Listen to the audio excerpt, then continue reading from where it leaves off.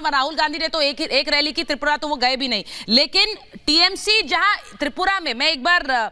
सतीश जी आपके पास आ रही हूं, त्रिपुरा में जहां पर टीएमसी मुझे ऐसा लग रहा है कि सिर्फ वोट काटने की भूमिका में, ऐसा सब कह रहे हैं, वहीं मेघालय में क्या वो सीटें निकाल सकती है? और इसका सबसे बड़ा डेंट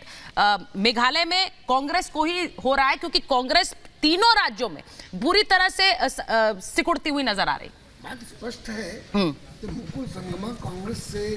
टीएमसी में चले गए तो नुकसान तो कांग्रेस को ही होगा, क्योंकि मुकुल संगमा एक कद्दावर नेता थे, मुख्यमंत्री रह चुके थे और उसके बाद विधायक भी चले गए, तो वो तो बिल्कुल साफ है, उसमें कोई दिक्कत की बात ही नहीं है, मतलब कोई ऐसा बड़ी बात नहीं है। वहाँ पर जो देखने वाली बात होगी मेघालय में कि सरकार फाइनली किसकी बनती है, कितनी सीटें आती हैं। लेकिन सर कांग्रेस जैसी पार्टी न तो हम कोई भी अगर कमजोर होता है उम्मीद ये करते हैं कि भाई अब अपने आप को और मजबूत करने की कोशिश करेंगे। बड़े बड़े नेता चले गए लेकिन आपने कुछ किया ही नहीं, राहुल गांधी जैसा बड़ा चेहरा माने गए। भाई देखिए ना, कुल मिलाकर कांग्रेस तो इस वक्त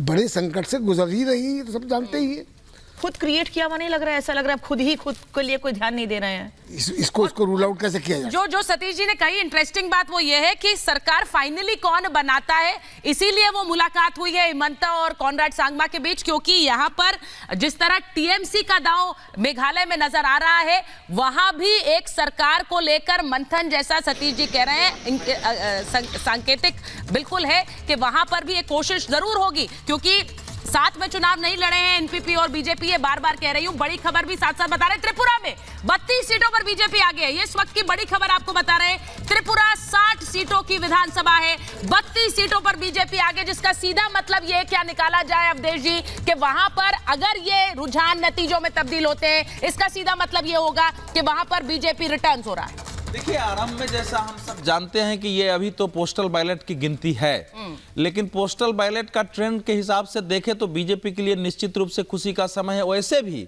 त्रिपुरा का जो ग्राउंड रिपोर्ट है वहां देखने से ये था कि सीपीएम और कांग्रेस ने गठबंधन जरूर किया, लेकिन दोनों एक दूसरे का वोट नहीं ट्रांसफर करा रहे थे, क्योंकि कांग्रेस के लोगों की हत्याएं हुई, उनको जेल में डाले गए सीपीएम में, उनकी एक बड़ी लड़ाई थी वहां। तो इसलिए जो कहीं कहीं जो टीएमसी को वोट मिल रहा है वो असल में कांग्रेस के खिलाफ, जो कांग्रेस के अंदर ही जो कांग्रेस के विरुद्ध लोग थे, जो सीपीएम गठबंधन नहीं चाहते थे, वो वोट सब टीएमसी के पास जा रहा है। और टिपरा मोथा को भी मैं देख रहा हूं कि टिपरा मोथा अच्छी खासी सीटों पर अभी बढ़त लेके है, जिसकी उम्मीद बहुत कम लोगों को थी। 42 सीट पर वो चुनाव लड़ी, अभी 10 सीट पर आगे बढ़ रही है। मुझे लगता है अवधेश जी, यहाँ पर अगर राइज ऑफ बीजेपी हुआ है त्रिपुरा में पिछले चुनावों में, तो यहाँ पर राइज ऑफ टिपरा मोथा भी है इस चुनाव में, और ये एक बड़ी राजनीतिक शक्ति के रूप में भी उभर सकता है आने वाले समय में। निश्चित रूप से उभर सकता है, इसके बावजूद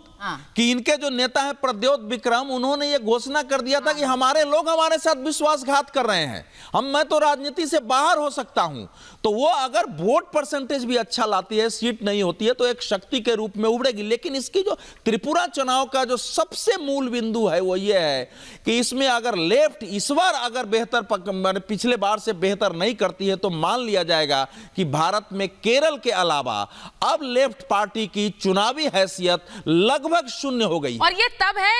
है जब 25 साल की अदावत भुलाकर साथ आ गए कांग्रेस और लेफ्ट। अब ये करने के बाद भी अगर वो, और ये हुआ इसलिए कि बीजेपी के रास्ते में रोड़े अटकाए जा सके, लेकिन उसके बावजूद मुझे तो इंटरेस्टिंग ये भी होगा अवधेश जी, देखना एक बार सुजाता के पास चले जाते कि पिछली बार जो लेफ्ट के सीपीएम की 16 सीटें थी सुजाता, कांग्रेस और लेफ्ट के साथ आने के बाद वो 16 सीटों में इजाफा होता है या फिर वो सीटें और कम होती हैं? ये भी बहुत इंटरेस्टिंग होगा सुजाता।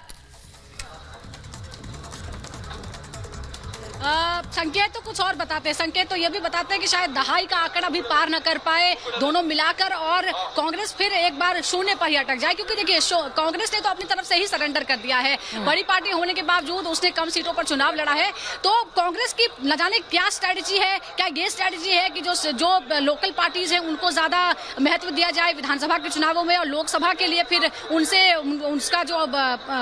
है वो वापस लिया जाए, उनसे उनकी मदद मांगी जाए। लेकिन यहाँ देखिए कांग्रेस और लेफ्ट की जो पार्टियां हैं वो लगभग दरकिनार हो चुकी है, लेकिन टीएमसी के लिए भी यहाँ पर कुछ हासिल नहीं हुआ, और अब ऐसा लगता है कि शायद मुख्य विपक्षी पार्टी भी कांग्रेस या सीपीएम ना हो, ना टीएमसी हो, बल्कि ठीक है सुजाता, हमारे साथ बीजेपी